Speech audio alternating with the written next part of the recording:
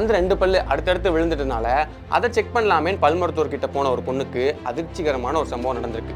என்னன்னா, அவங்களோட வாய்க்குள்ள கையை விட்டுட்டு அந்த டாக்டர் செக் பண்ணிட்டு இருக்கும் போதே அந்த பொண்ணோட கீழ்த்தாடை டாக்டர் கையோட அப்படியே கலந்து வந்துருச்சு. அங்க இருக்கிற எல்லாருக்குமே பெரிய அதிர்ச்சி. அவங்களுக்கு மட்டும் இல்லாம ஒட்டுமொத்த மருத்துவ சமூகத்துக்கு எப்படி இந்த மாதிரி ஒரு பிரச்சனை ஏற்படும் அப்படின்னு அதிர்ச்சியில் அவங்க இருந்த சமயத்துல என்ன காரணத்துக்காக இறந்து போறோன்னே தெரியாம அந்த பொண்ணு கொஞ்ச நாள்லயே இறந்து போயிட்டாங்க. அவங்க மட்டும்தான் இல்லை, அடுத்த கொஞ்சம் மாதங்கள்லேயே இதே மாதிரி நிறைய பேர் தொடர்ந்து இறந்து போயிட்டே இருக்காங்க. இதில் குறிப்பான விஷயம் என்னன்னா, எல்லாருமே பெண்கள் தான். அப்போ அவங்க எல்லாருக்குமே ஏதாவது ஒற்றுமை இருக்குமா அப்படின்னு தேடி பார்க்கும்போது தான் எல்லாருமே ஒரே கம்பெனியில் வேலை செய்கிறவங்க அப்படிங்கிறது தெரிய வந்திருக்கு. அப்படி என்னப்பா அது கம்பெனி அப்படின்னு பார்த்தா சாதாரண வாட்ச் கம்பெனி தான். ஆனால் அந்த வாட்ச் கம்பெனியில் வேலை செஞ்சது தான் இவங்க எல்லாரோட மரணத்துக்கும் காரணமாக இருந்திருக்கு. அதே எப்படி சாதாரண ஒரு வாட்ச் கம்பெனியில் வேலை செஞ்சதுனால இப்படிப்பட்ட மரணம் ஏற்படுமா? வரலாற்றில் ரொம்ப முக்கியமான சில முடிவுகளை எடுக்க காரணமாக இருந்த பெண்களையும் அதுக்கு பின்னாடி நடந்த சம்பவத்தையும் தான் இன்னைக்கு நம்ம சீக்ரெட் வீடியோவில் பார்க்க போகிறோம்.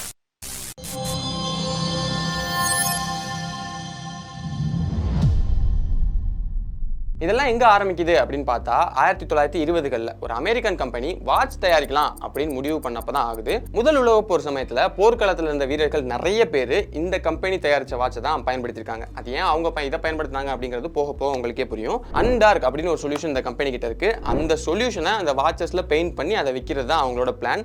இதை பண்ணுறதுக்காக 15லேருந்து 25 வயசு வரைக்கும் இருக்கக்கூடிய இளவயது பெண்களை அவங்க வேலைக்கு எடுக்கிறாங்க.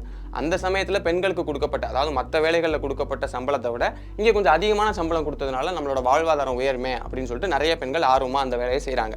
இப்படி வந்து சேர்ந்த பெண்களை அந்த வாட்சில் அந்த பெயிண்ட் பண்ணுறதுக்கு முன்னாடி அவங்கள ஒரு சின்ன வேலை செய்ய சொல்கிறாங்க. என்னென்னா, ப்ரஷ்ஷை வச்சு தான் அந்த பெயிண்ட் எடுத்து அந்த வாட்சில் பெயிண்ட் பண்ணுவாங்க. இப்படி பெயிண்ட் பண்ணுறதுக்கு முன்னாடி அந்த ப்ரஷ்ஷோட முனை நல்லா ஷார்ப்பாக இருக்கணும், அப்போ தான் கரெக்டாக பெயிண்ட் பண்ண முடியும் அப்படிங்கிறதுக்காக அதை எடுத்து அவங்க வாயில் வச்சு கடிச்சிக்கிறது, உதட்டில் அப்படியே பூசிக்கிறது, இந்த மாதிரியான விஷயங்கள் பண்ணி அதை அப்படியே ஷார்ப்பாக மாற்றிட்டு அதுக்கப்புறமா அந்த சொல்யூஷன் வச்சு பெயிண்ட் பண்ணுங்க அப்படின்னு சொல்கிறாங்க.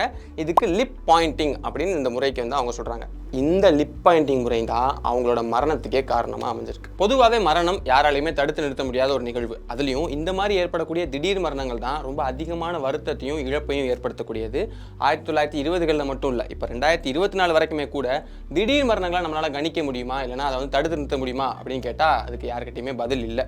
இப்போது இந்த நம்ம சுற்றி செய்திகளில் பார்த்தோம்னா கூட தொடர்ந்து ஏற்படக்கூடிய விபத்துகள், இந்த இயற்கை பேரிடர்கள் எல்லாமே சொல்லக்கூடிய விஷயம் என்னன்னா, மரணம் யாருக்கு எப்போ வேணால் ஏற்படும் அப்படிங்கிறது தான். அந்த மாதிரி திடீர்னு ஏற்படக்கூடிய மரணங்கள் நம்மளை விட நம்மளை சுற்றி இருக்கிறவங்களை தான் ரொம்ப அதிகமாக பாதிக்கும். அந்த மாதிரி பாதிப்புகள் அவங்க சந்திக்கக்கூடாது அப்படிங்கிறதுக்காக தான் நம்ம இருக்கும் போதே சில விஷயங்கள் பண்ணிட்டு போகிறது நல்லது. இதுக்கு என்ன பண்ணலாம் அப்படின்னு கேட்டால் நிறைய பேர் சொல்லக்கூடிய பதில் டேர்ம் இன்சூரன்ஸ் எடுத்துக்கிறது நல்லது அப்படிங்கிறதா தான் இருக்கும். மாதம் 600லேருந்து 700 ரூபா வரைக்கும் நம்ம பே பண்ணாலே நம்ம போனதுக்கு அப்புறமா நம்ம ஃபேமிலிக்கு 2 கோடி வரைக்கும் கொடுக்கக்கூடிய பிளான்ஸ் எல்லாமே நிறையா இருக்குது. அதை பற்றி நிறையா தெரிஞ்சுக்கணும்னு நினச்சிங்கன்னா கீழே டிஸ்கிரிப்ஷன்லையும் ஃபஸ்ட் கமெண்ட்லையும் அதுக்கான லிங்க் இருக்குது.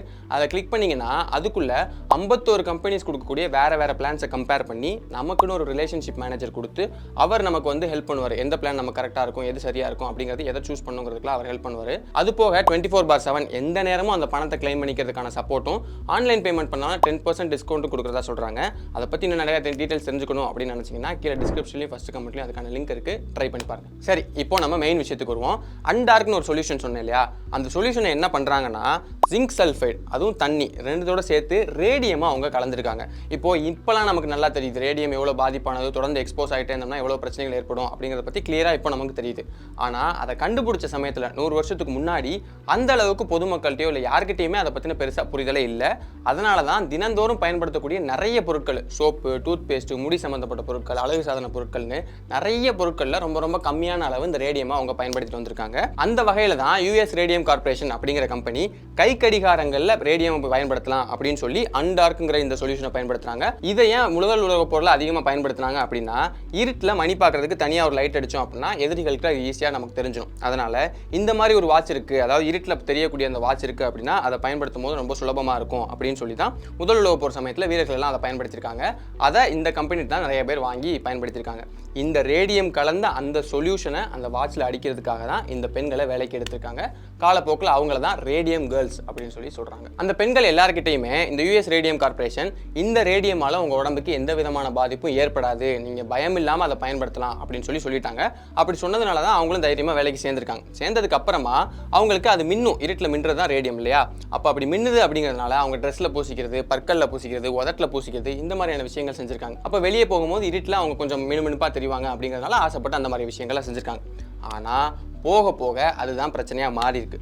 முதல்ல அமேலியா மோலி மேகியா அப்படிங்கிற பொண்ணு நம்ம ஆரம்பத்தில் பார்த்தோம் இல்லையா, டென்டிஸ்ட் கிட்ட போகும்போது தாடையே கலந்து வந்துச்சுன்னு, அவங்களுக்கு தான் அந்த பிரச்சனை ஏற்பட்டிருக்கு.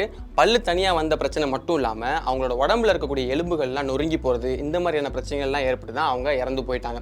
அவங்க இறந்து போனதுக்கான காரணமே தெரியல அப்படிங்கிறதுனால அவங்களோட ரிப்போர்ட்டில் சிஃபிலிஸால் இறந்து போயிட்டாங்க, அதாவது பாலியல் சம்மந்தப்பட்ட ஒரு பிரச்சனையால தான் இறந்து போயிட்டாங்க அப்படின்னு சொல்லி ரிப்போர்ட் பண்ணிட்டாங்க. அந்த கம்பெனி இதை ஒரு சாக்கா எடுத்துக்கிட்டு எங்களுக்கும் இதுக்கு எந்த சம்மந்தமே இல்லை, அந்த பொண்ணு தான் அதுக்கு காரணம் அப்படின்னு சொல்லி வெளியே சொல்லிட்டாங்க. ஆனால் அடுத்தடுத்து ஒவ்வொரு பெண்ணாக பாதிக்கப்பட ஆரம்பிச்சிருக்காங்க. எலும்புகள் மொத்தமாக நொறுங்கி போகிறது, முதுகு தண்டோட சுருங்குறது, குழந்தை பிறப்பு சம்மந்தப்பட்ட பிரச்சனைகள், மாதவிடாய் பிரச்சனைகள்னு ஒவ்வொருத்தருக்கா நிறைய பிரச்சனைகள் ஏற்பட ஆரம்பிச்சு ஒவ்வொருத்தராக இறந்து போக ஆரம்பிச்சிருக்காங்க. இதுக்கப்புறமா தான் யூஎஸ் ரேடியோ கார்பரேஷனோட பிரசிடென்டான ஆர்த்தர் ராடர் ஒரு பிரைவேட் இன்வெஸ்டிகேஷன், அதாவது இண்டஸ்ட்ரியல் ஹைஜீன் எக்ஸ்பர்ட்டான சிசெல் ட்ரிங்கரை கூட்டிட்டு வந்து இன்வெஸ்டிகேட் பண்ண சொல்றாரு. அவரோட மனைவி இன்வெஸ்டிகேட் பண்றதுக்காக வராங்க. வரும்போது தான் நிறைய அதிர்ச்சியான விஷயங்களை அவங்க பார்க்குறாங்க. என்னன்னா, ரேடியம் கேர்ள்ஸ் கிட்ட, அதாவது அந்த வேலை செஞ்ச அந்த பெண்கள் கிட்ட உங்களுக்கு எந்த பாதிப்பும் ஏற்படாது அப்படின்னு சொல்லி அவங்கள பயன்படுத்த சொல்லிட்டு, அங்க இருக்கக்கூடிய ஹையர் அத்தாரிட்டிஸ்லாம் அந்த ரேடியம் பயன்படுத்தும் போது ஜாக்கிரதையா அவங்க மட்டும் மொத்த உடம்பையும் கவர் பண்ணிக்கிற மாதிரி ட்ரெஸ்ஸஸ், கிளவுசஸ், இந்த மாதிரியான விஷயங்களை போட்டுட்டு தான் அந்த ரேடியமை தொட்டிருக்காங்க. கூடவே கீழே இருக்கக்கூடிய குப்பைகளில் கூட குட்டி குட்டி அளவிலான ரேடியமாக அவங்க பார்த்துருக்காங்க. இன்னும் நிறைய இன்வெஸ்டிகேட் பண்ணதுக்கப்புறம் தான் அவங்களுக்கு தெரிஞ்சிருக்கு ரேடியமால தான் அவ்வளோ பிரச்சனை ஏற்பட்டிருக்கு அப்படிங்கிறது. தெரிஞ்ச உடனே அதை பற்றி முழுசாக ஒரு ரிப்போர்ட் ரெடி பண்ணி அதை ஆர்த்தர் ராடர் கிட்ட அவங்க கொடுத்துட்டாங்க. கொடுத்த உடனே அவர் சிசெல் ட்ரிங்கர் கிட்ட, உனக்கு இன்வெஸ்டிகேட் பண்ணுறதுக்கு மட்டும்தான் உரிமை இருக்க தவிர இதை பற்றி வெளியே சொல்கிறதுக்கு உனக்கு உரிமை கிடையாது, அக்ரிமெண்ட் படி அப்படி இல்லை, வெளியே சொல்லணும்னா உன் மேலே கேஸ் போட்டுருவேன் அப்படின்னு சொல்லி சொன்னதுனால சிசெல் ட்ரிங்கர் அதை பற்றி சொல்லாமல் அப்படியே இருந்துட்டார். இப்போ ஆர்த்தர் ராடர் என்ன பண்ணுறாருன்னா, New Jersey Department of Labor அவங்க கிட்ட இதை பற்றி ரிப்போர்ட் சப்மிட் பண்ணுறாரு. என்ன பண்ணுறாருன்னா, சிசெல் ட்ரிங்கர் கொடுத்த ஒரிஜினலான ரிப்போர்ட்டை மாடிஃபை பண்ணி எந்த விதமான பிரச்சனைகளும் இல்லை, பெண்களுக்கு யாருக்குமே ரேடியமால பிரச்சனையே ஏற்படல அப்படிங்கிற மாதிரி மாடிஃபை பண்ணி அதை சப்மிட் பண்ணி தன்னோட கம்பெனி சரியாக தான் இருக்குது அப்படிங்கிற மாதிரி வெளியே காட்டிக்கிட்டார். அப்படி இந்த சமயத்தில் தான் ஆலிஸ் ஹாமில்டன் அப்படிங்கிற ஒரு லேடி, இவங்க யாருன்னா அந்த சிசெல் ட்ரிங்கர் கூட வேலை செஞ்சவங்க, அவங்களோட கலீக், அவங்களுக்கு இந்த விஷயத்தை பற்றி ஃபுல்லாக தெரிய வந்திருக்கு. அதுக்கப்புறம் அவங்களுக்கு ரிப்போர்ட்டை தப்பாக சப்மிட் பண்ணிட்டாங்க அப்படிங்கிறது தெரிய வந்துருச்சு. ஐயோ, இப்படியே விட்டோம்னா நிறைய பெண்கள் பாதிக்கப்பட்டுருவாங்க, நமக்கு தெரிஞ்சே இவ்வளோ பெரிய தப்பு நடக்கக்கூடாது அப்படின்னு சொல்லிட்டு அவங்க சிசெல் ட்ரிங்கரோட ஒரிஜினல் ரிப்போர்ட்டை எடுத்துட்டு அதை வெளியே ரிலீஸ் பண்ணிட்டாங்க. அதுக்கப்புறமா தான் யூஎஸ் ரேடியம் கார்பரேஷனில் இவ்வளோ பிரச்சனைகள் இருக்குது அப்படிங்கிறது நிறைய பேருக்கு தெரிய வந்துருச்சு.